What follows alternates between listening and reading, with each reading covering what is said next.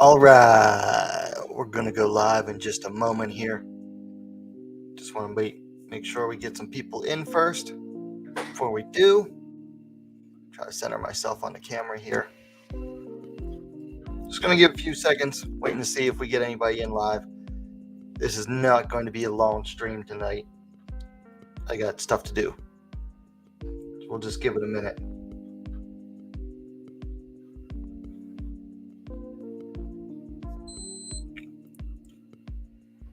A few more seconds, we'll wait.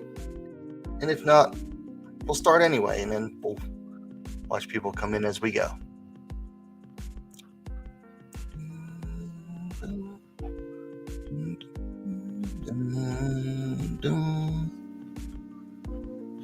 All right, that's enough of that.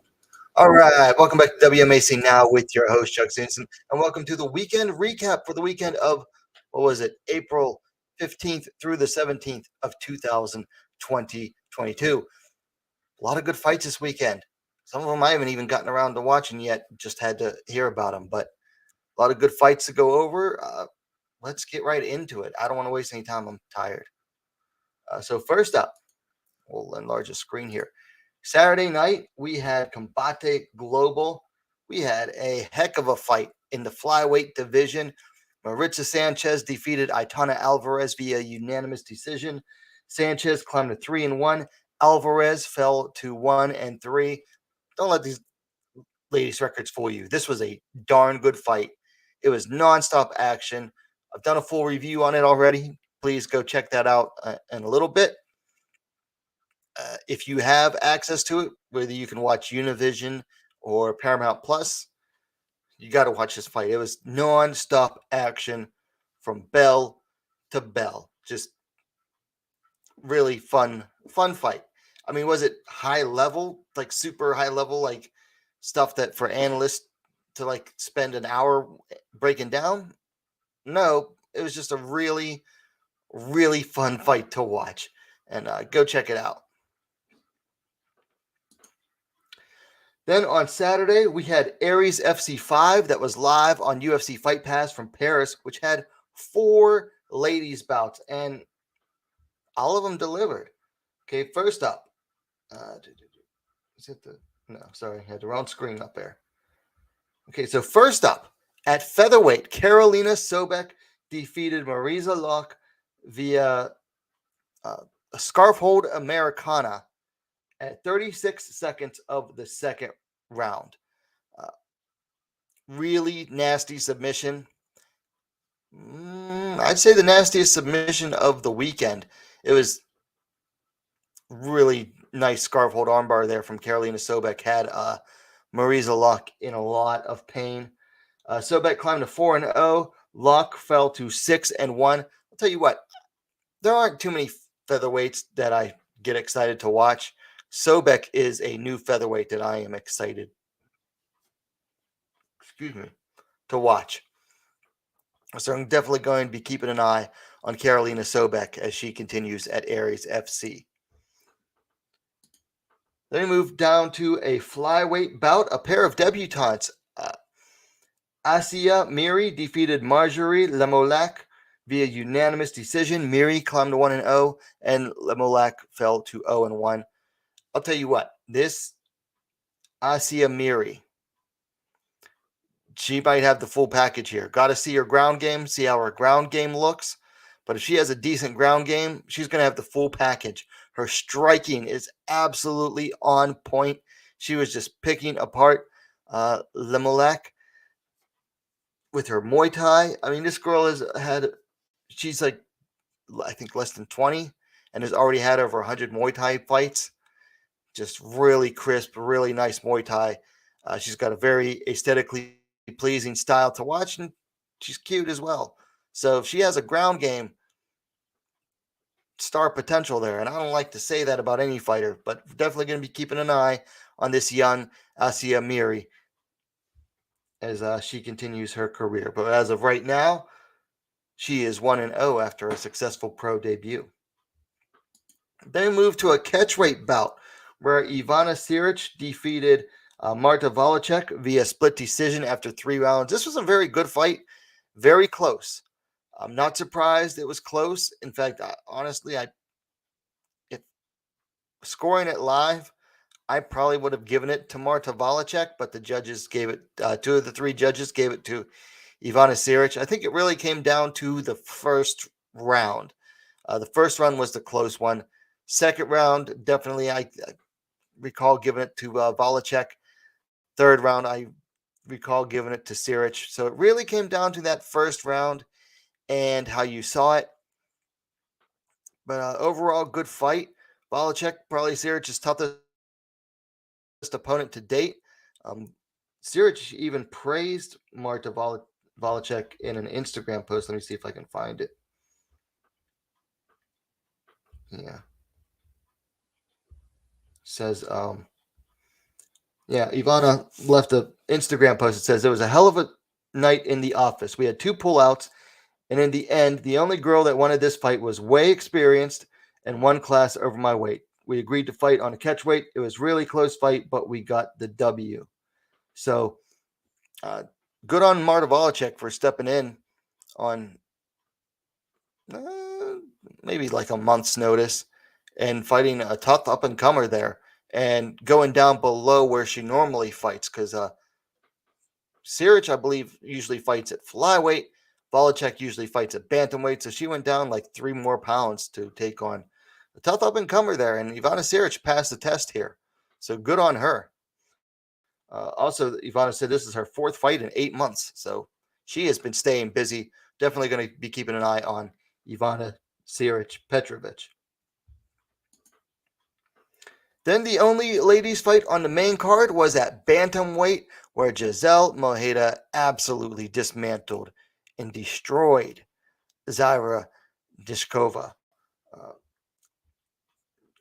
Giselle won via submission due to armbar. 4 minutes, 59 seconds of the first round. Absolute buzzer beater there for Giselle Mojeda. I'll tell you what. And I made a community post saying this exact same thing. But Giselle Mojeda, even at like 40, 41 years old, she is the scariest bantamweight outside of the UFC right now. I mean, she's taking on these younger ladies and just crushing them. I mean, she has some good wins over some up-and-coming fighters, too. I mean, Zaira, she beat Rizlan Zoek via body strikes. Has a nice win over Diane Firmino back in 2019. That was nice. So, yeah, she has some good wins. Has a win over Ariana Lipsky way back in 2014. So she's been fighting for a while. Just absolutely dismantled Dishkova. Dishkova was never really able to get into the fight at all. Giselle Mojeda, I would not want to be a young up-and-coming bantamweight and find myself across the cage from her. She is just scary. Absolutely scary. So we move on to the UFC. We had a pair of ladies bouts. First up, Sam Hughes defeated Estela Nunes via majority decision. Hughes climbed to 6-4. Nunes fell to 6-3. So Sam Hughes finally gets her first win in the UFC. Estela Nunes still winless at 0-2 in the UFC so far. I'll admit this is one of the fights I haven't gotten to watch yet. I took a nap and ended up sleeping a little bit past this one. But from what I hear, it was a darn good fight. So I'll have to see it. I'll have to go back and watch it. But from what I hear, Estela Nunes just gassed out after the first round. Got to work on that. Got to have better cardio than that. Actually, there was 3 fights. I'm sorry. The next fight was at bantamweight, where Pannie Kianzad defeated Lena Landsberg via unanimous decision in a rematch that was 10 years in the making. Kianzad climbed to 16-6. Landsberg fell to 10-6. Lena Landsberg tends to get in these absolutely bloody fights. I don't know what's going on. I mean, I guess when you're called the elbow queen, you tend to do that. But I mean, she was bloody too. This is an absolutely bloody fight between these two. Good fight overall. Not the prettiest. as far as technique and everything goes, but it was just fun fight to watch. So definitely, if you haven't watched it yet, go back and watch it. But Penny Kianzad getting the win there after 10 years. Lena Landsberg, this was her first fight in like 2 years, over 2 years. Had a kid in her late 30s. She's now like 40 years old. So, I mean, good for her for being able to recover well enough to come back and, put on a really good competitive fight against Kianzad. Then up on the main card, also at bantamweight, Mayra Bueno Silva defeated Wu Yanan via unanimous decision. Bueno Silva climbed to 8-2. Wu climbed to fell to 12-5. This was a stay of execution for Bueno Silva, probably the last fight in the UFC for Wu Yanan.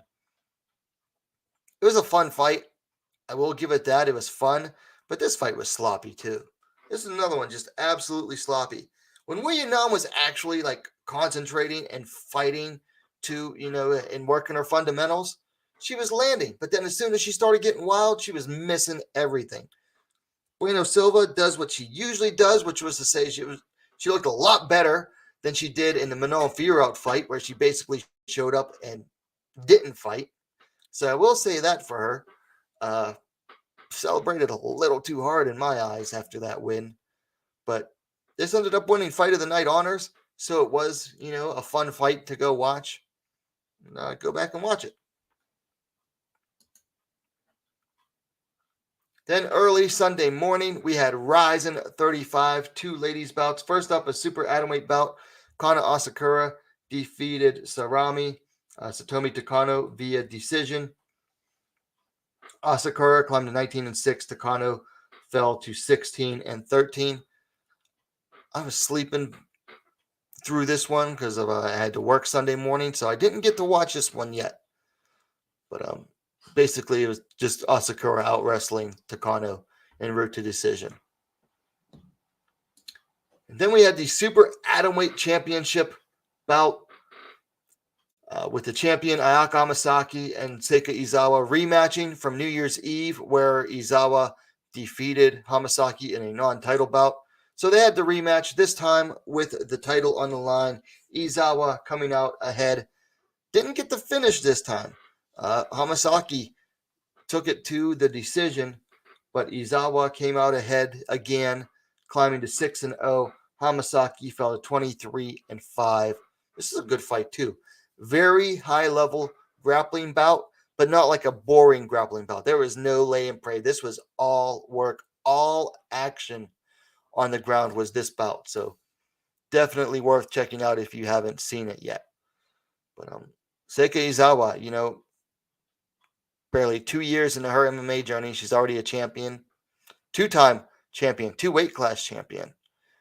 The sky is the limit for this young lady. Now, she still has a lot of work to do on her striking, but I'll tell you what, I don't think there's a fighter in atomweight or strawweight that is going to want to go to the ground against her. That's for darn sure. So good on her. Going to be working on the review for this one. I already did all the paperwork. Now I just got to record it and edit it and publish it, which I'll do as soon as I'm done with this.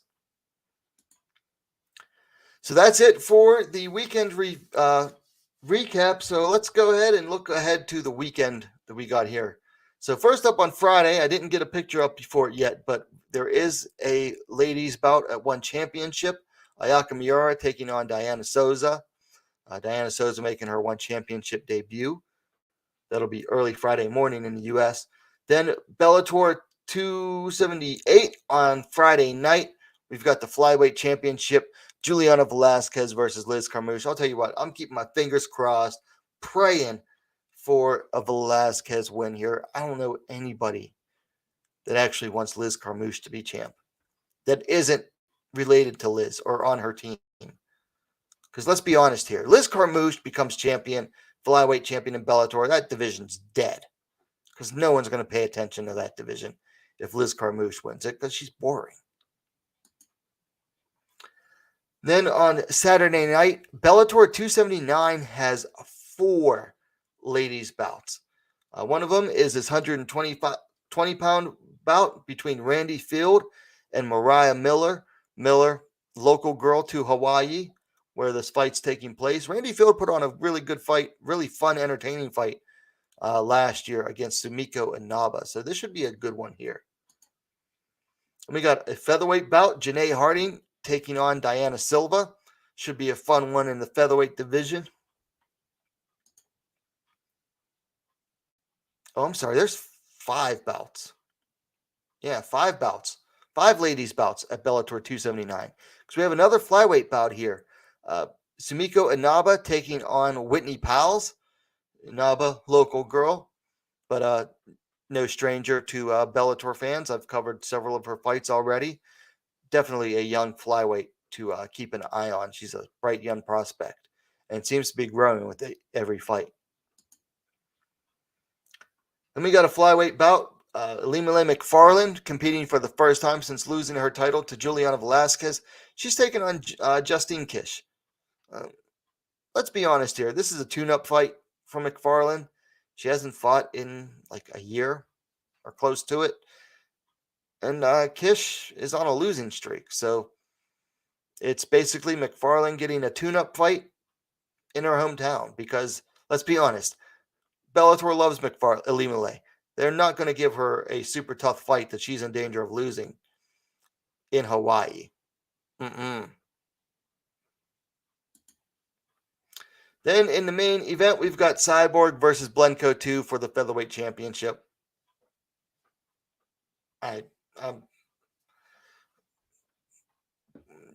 Yeah, we've already seen this one before. So then on Saturday, we've got the UFC. We've got a flyweight bout. What's her name? Maisie Barber taking on Montana De La Rosa. And a battle of young flyweights should be a good one. You know, Montana's one of those fighters. She's like, you wonder, like, is this the time she's finally going to break through? Whereas Barber seems like she was the promising fighter and then hasn't been doing so great lately. She's technically coming off of a win, but a lot of people didn't see it that way over Miranda Maverick last year. What was De La Rosa's last fight? Let me look it up here real quick.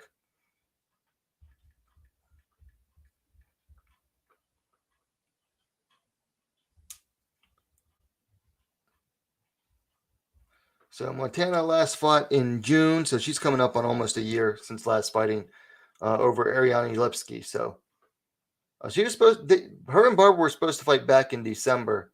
What happened there? Looks like De La Rosa withdrew for some reason. So they're going to run it this weekend. And then in the main event, we've got a strawweight bout. Amanda Lemos taking on the former champ Jessica Andrade, who's moving back to strawweight after a stint at flyweight. This should be an absolute banger. Absolute banger. Both of these ladies have, dynamite in their hands. Just absolutely two dangerous ladies. Scary. This should be a good one. So that's really it for this coming weekend. We had a good weekend this past weekend. We've got a good weekend coming up. Really exciting fights, especially that Lemos versus Andrade fight should be really good. Yeah, that's it for the weekend. So some good action this past weekend between UFC, RIZIN, Aries. The Aries fights were really good. If you have UFC Fight Pass, go check them out. And then we'll be back live on Thursday for the WMMA report. And I've got a couple of videos also coming up. So keep an eye out on those. So in the meantime, this is a pretty short notice stream for me. I only did it like 2 hours out. So usually I like to give a little bit more notice than that. But anyway, if you're watching it on a playback, let me know your thoughts in the comments down below. Give the video a like. And while you're at it, don't forget to subscribe to WMMA Now, the best, most complete women's mixed martial arts dedicated platform on YouTube. I'm tired, my eyes are bloodshot, and I've still got more work to do for the channel. So we'll see you next time.